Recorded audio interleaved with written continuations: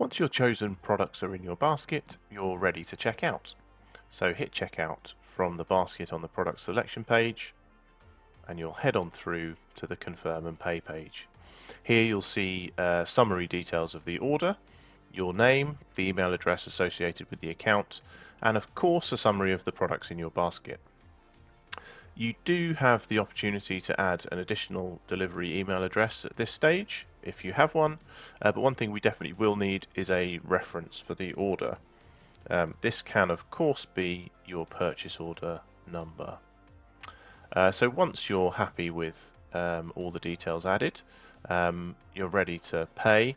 Now the payment method will default to your standard method payment. So if you're an invoice customer, that will be the default payment method, but you do still have the ability to pay for individual orders by card if you so wish. If you're not an invoice customer and you wish to be so, please get in touch and we can discuss further. So once you're happy, hit confirm and pay.